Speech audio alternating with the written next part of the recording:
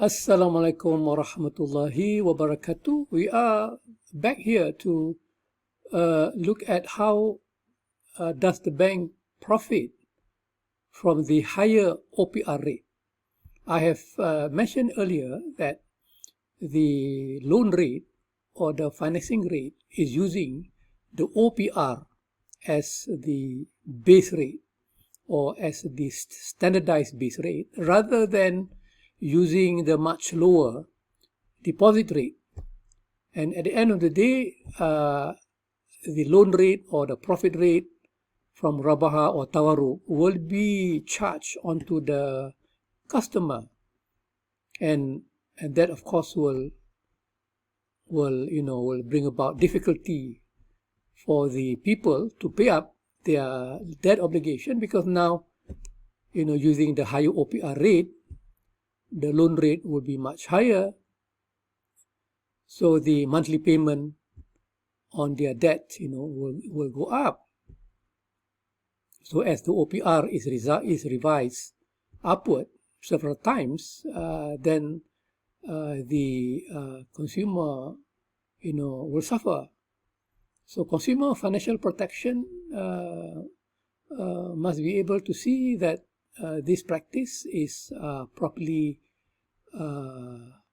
looked at. There must be an oversight on this matter. So if the bank is making a large amount of profit, then certainly, so we need to understand where are this profit coming from. Of course, earlier we were looking at the loan to deposit ratio. For conventional bank, for Islamic bank, it is the financing to deposit ratio. And I was saying earlier that if the LDR is more than 100%, then it can imply that the bank is funding some of its loans or murabaha using the money market funds at a much higher rate, that is the OPR rate of 3%. So again, we can see that the data for Mayban Islamic was that the financing to deposit ratio is more than 1. That is at 108.6%. So we take the total financing at 228.8 billion divided by the total deposits of 210.6 billion. So we get the financing to deposit ratio of 108.6%. So it implies that only 18.2 billion of the loans, which is the difference between the total financing and the total deposit, right? So we take total financing, these are the murabaha, the tawarruk, home financing, motor financing, personal financing, term financing, to 8.8 billion, minus deposit of 210.6 billion. These are the current account, saving account, and fixed account deposit. So only 18.2 billion of financing is funded by the money market funds at 3%. Right? So we got 210.6%, this is deposit, and meaning that 210.6 billion of the financing or low financing are funded by deposit, and the balance of 18.2 billion are coming from interbank borrowing using tawarruk, I presume. Right?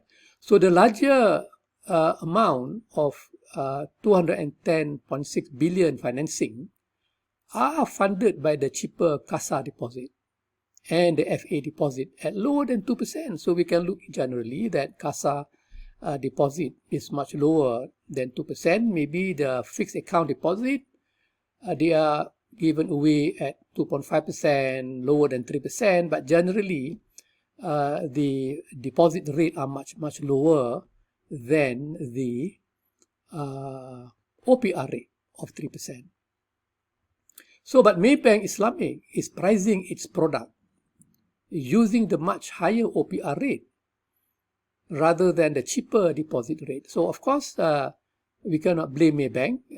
The regulator have given guideline for the Islamic bank to price their asset using the OPR as the benchmark rate or as the base rate. So the Islamic bank, they were basically, observing the regulation. So there's no issue on Sharia non-compliant here. This is a requirement by the regulator for all Islamic bank to use the OPR rate as the benchmark rate. And of course, by doing that, this certainly has helped profited the bank handsomely at 9.35 billion profit in 2023 last year. Of course, the profit, some of the profit are coming from, maybe fee-based income based on wakala. Some of the profit may be coming from larger financing accorded by the bank. So meaning that if you see that interest revenues is coming from the profit rate plus the size of the murabahas. So if the Islamic bank have marketed their product handsomely or brilliantly, then of course this will increase the revenues. But again, the profit rate charged by the bank is coming from the OPR, which is much higher than the CASA rate.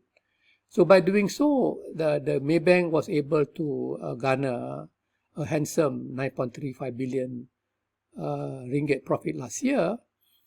But by charging customer a financing rate or profit rate based on the OPR rather than based on the deposit rate, no doubt that Maybank enjoy the lucrative profit last year. But sadly, the customer end up paying more on their debt obligation. So if the Maybank is using a much lower rate than the OPR, based on the CASA rate, based on the FD rate, then at least the customer are paying less, and that will somehow lighten the burden of their debt payment. But again, the game has been like that for a long time.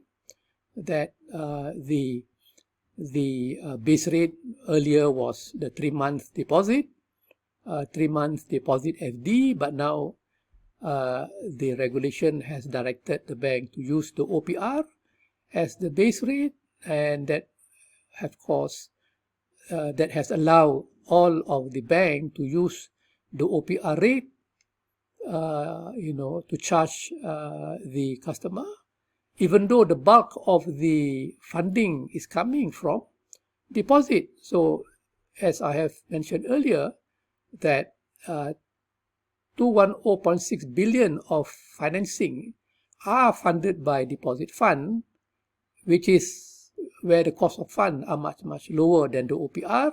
So why not the Islamic bank, come in to not wholly use the OPR rate as the base rate. Of course, they can do so out of the so-called SDG value, meaning that the Islamic bank can use the deposit rate as the base rate. There's no harm doing that.